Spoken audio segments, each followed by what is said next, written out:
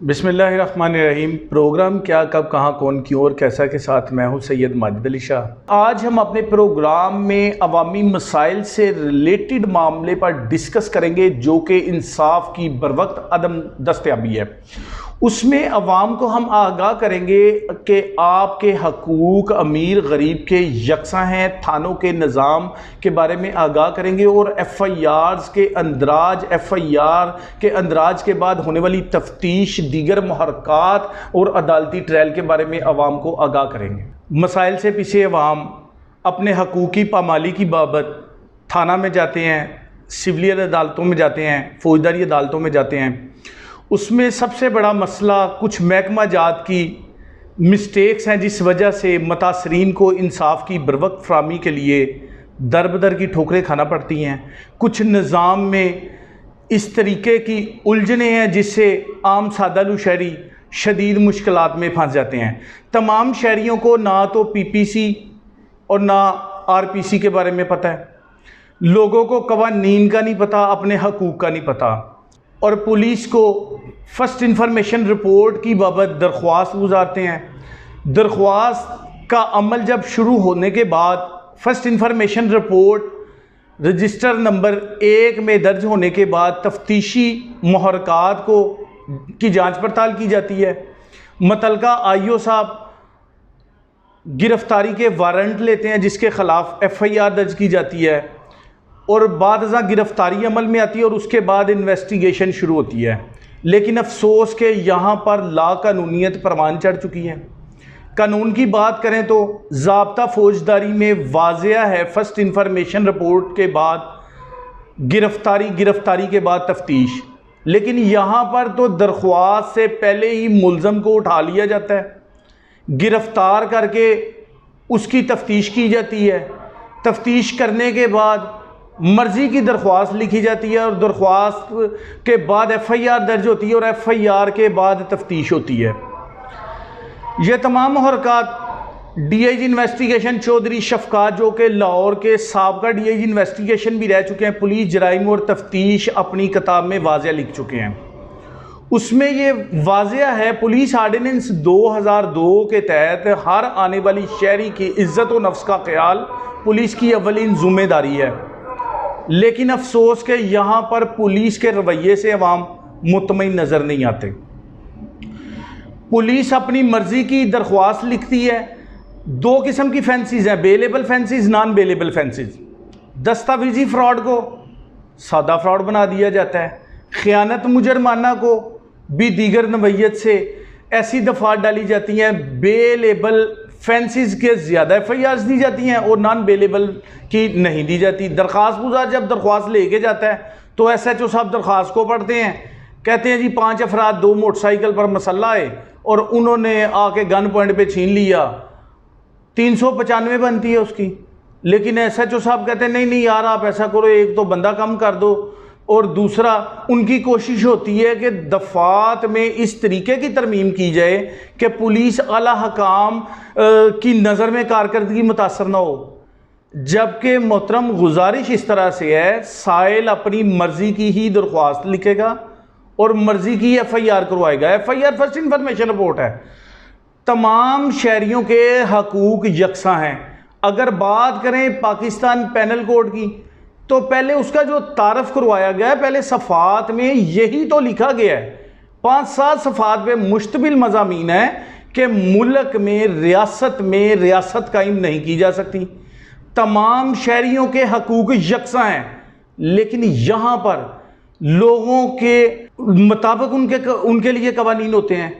अगर एक अमीर आदमी है, फैक्ट्रियों का मालिक है, उसके ख़िलाफ़ FIR दर्ज होने के बाद भी IO साहब उन्हें फरमाते हैं कि जनाब आपके ख़िलाफ़ FIR हुई है, ज़रा प्री अरेस्ट बेल करवा के रोबकार को भेज दें, अपने लॉयर को भेज दें। और आम शहरियों के लिए ये कानून होती है, ये कानून है कि आम शहरी के ख़िलाफ़ कोई झूठा इल्ज़ाम लेके आ जाए कि कोठी वाला आ जाए जी मेरे मुलाज़म ने चोरी कर ली, तो उसको गिरफ़्तार भी कर लिया जाता है, उस पर तशद्दुद भी कर लिया जाता है और यही कंसीडर किया जाता है कि ये गरीब आदमी झूठा है। अफसोस के हम लोगों को अपने रवैये बदलने पड़ेंगे। पुलिस रूल 14(4) के तहत हर आने वाली शहरी की इज़्ज़त व नफ्स का ख्याल पुलिस की अव्वलीन जिम्मेदारी है। यहाँ पे ऐसा बिल्कुल नहीं है। पुलिस अपनी मर्जी की FIR दर्ज करती है, दरखास्तों में मर्जी की तरमीम करती है, जैसी FIR वैसी उसकी तफ्तीश, और तफ्तीश जब IO साहब तफ्तीश को लिख के फाइनल करके प्रोसिक्यूटर ब्रांच में चालान जमा करवा देते थे, अदालती ट्रायल भी वैसा ही होता है जैसी तफ्तीश होती है, उसमें दीगर मुहर्रकात होते हैं। अगर मुख्तलिफ महकमा जात की बात करें तो पंजाब पुलिस की जानिब से जो इक़दाम किए जाते हैं लोग अक्सर नाराज़ नज़र आते हैं। इसमें सबसे बड़ी कमी कोताही ये है कि लोगों को अपने हकूक़ का नहीं पता। कानून सबके लिए यकसा है। लोगों को चाहिए फर्स्ट इंफॉर्मेशन रिपोर्ट के लिए जब मुतलका थाना में जाते हैं, अपने साथ होने वाली जुल्मों बर्बरियत और ज़्यादती की बाबत जब थाना में जाते हैं, दरख्वास्त गुजारते हैं, तो मुतलका अगर अफसरान बाला की जानिब से किसी नवैयत की डिले की जाती है, तख़ीर की जाती है या कोई रिश्वत का मुतालबा किया जाता है, तो लोगों को जुर्रत का मुजाहरा करना चाहिए। लोगों को सीनियर अफसरान के पास जाना चाहिए, SP साहिबान के पास जाना चाहिए और उनसे शिकायत करनी चाहिए कि मेरा ये जायज़ मसला है और मैं इसमें बिल्कुल राइट पे हूँ, मेरे साथ ज़्यादती हुई है, मैंने दरख्वास्त दी है, बर वक्त कार्रवाई अमल में नहीं लाई गई। पुलिस रूल्स में ये भी कवानीन है, पुलिस अफसरान भी इख्तियारात का नाजायज़ इस्तेमाल अगर करेंगे तो उनके खिलाफ भी बर वक्त कार्रवाई अमल में आएगी। लेकिन लोगों को अपने हकूक़ का भी नहीं पता। लोगों को चाहिए कि अपने हकूक़ को जांचें कि होने वाली जुल्म बर्बरियत और किसी नवैयत की ज़्यादती की बाबत जब आप दरख्वास्त गुजारते हैं तो मुतलका सीनियर अफसरान भी आपके लिए बैठे हैं, वो आपकी बात सुनने के लिए बैठे हैं। आप उनको बताएं, शिकायत बताएं। जब अफसरान को हर शहरी किसी नवैयत की ज़्यादती होने की सूरत में, बर वक्त कार्रवाई ना होने की सूरत में अफसरान को बताएगा तो बर वक्त रिलीफ मिलेगा। और रिलीफ लेने के लिए, अपना हक लेने के लिए डट जाना चाहिए। लेकिन मसाइल में पिसी अवाम, अफसोस के इतने मसाइल में पिसे हैं लोग के जुल्म ज़्यादती के बाद जब थाना में जाते हैं तो वो बेचारे दीगर अफसरान के पास जाएं, अदालतों में जाएं या कि अपनी रोज़ी रोटी के चक्कर में बच्चों का पेट पालें।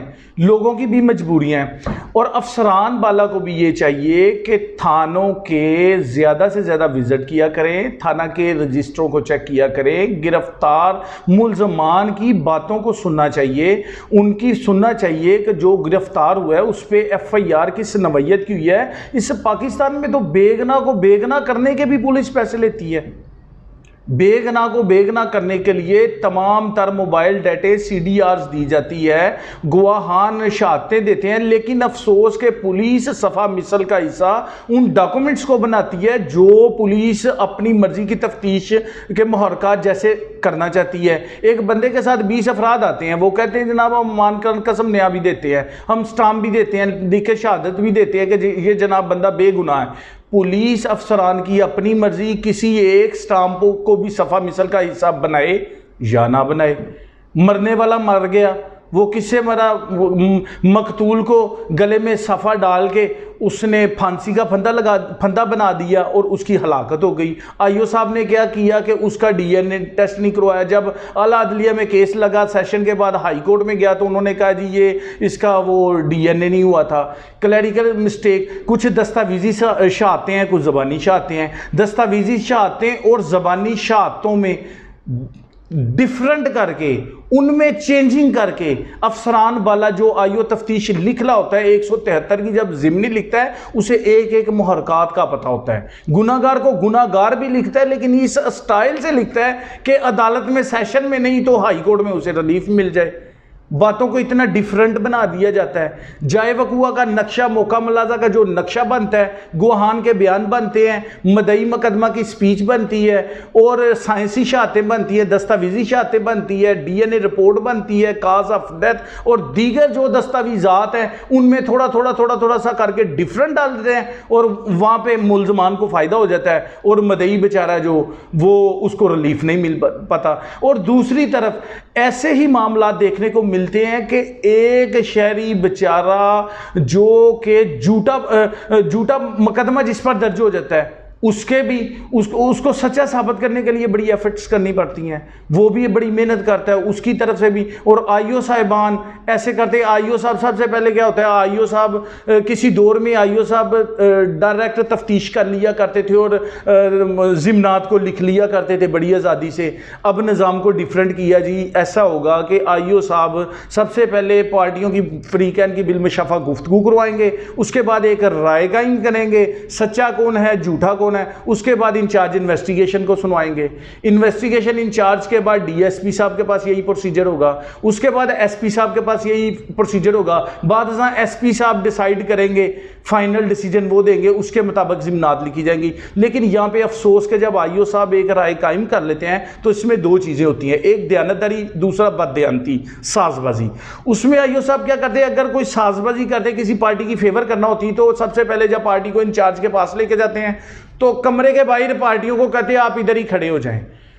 इंचार्ज इन्वेस्टिगेशन के पास जाते हैं, अपनी मर्जी का साहब को ब्रीफ करते हैं, वो साहब जो ब्रीफ हो जाते हैं वो अपनी मर्जी का 2-3 सवालात करते हैं और बात को सुन के वो जो राय उसने कायम की होती है उसकी रब्बाई रफ्ताही हो जाती है। इसी तरह डीएसपी साहब के पास भी फ्री कैन को मिसल मुकदमा आईओ साहब और फ्री कैन डीएसपी दफ्तर पहुंचते हैं। डीएसपी साहब को भी पार्टियों को बाहर खड़ा करके आईओ साहब मिसल पकड़ते हैं, डीएसपी के पास चले जाते हैं। डीएसपी साहब को अपनी मर्जी का ब्रीफ करते हैं, ब्रीफ करने के बाद वो जनाब पार्टियों को बुलाते हैं। डीएसपी साहब जो ब्रीफ किया होता है उसमें से 2 सवाल करते हैं, उसके बाद कहते हैं ओके जी ठीक है। वो डीएसपी साहब भी वही राय की हरबैया रफ्ताई कर देते हैं। उसके बाद एसपी साहब को भी इसी तरीके से कहते हैं। एसपी दफ्तरों में, एसपी साहिबान के दफ्तरों में इंस्पेक्टर हेडक्वार्टर साहब होते हैं। पहले आईओ साहब मिसल मुकदमा और वो लेके जाते हैं इंस्पेक्टर हेडक्वार्टर को, उसको ब्रीफ करते हैं। ब्रीफ करने के बाद अपनी मर्जी का ब्रीफ कर लिया, बाद में इंस्पेक्टर हेडक्वार्टर और मुतलका आईओ साहब मुतलका एसपी साहब को ब्रीफ कर लेते हैं। ब्रीफ करने के बाद जब अंदर बैठ के हर चीज़ डिसाइड कर लेते हैं, बाद में कहते हैं जी फ्री कैन को भी बुलवा ले, बिल में शफा फ्री कैन भी आ जाते हैं। आईओ साहब 2 बातों के वो जो आईओ साहब ने कही होती हैं उसके मुताबिक थोड़ा सा वेरीफाई करते हैं तो जनाब फारग कर देते हैं। बिल्कुल तफ्तीश मेरिट पे नहीं होती। थाना काना में गुज़श्ता दिनों में एक यकूब नामी शख्स को अगवा कर लिया गया। अगवा भाइयों ने किया, प्रॉपर्टी का तनाज़ा था, भाइयों ने अगवा किया तो मगवी के बेटे मुबशर ने थाना काना में दरख्वास्त गुजारी।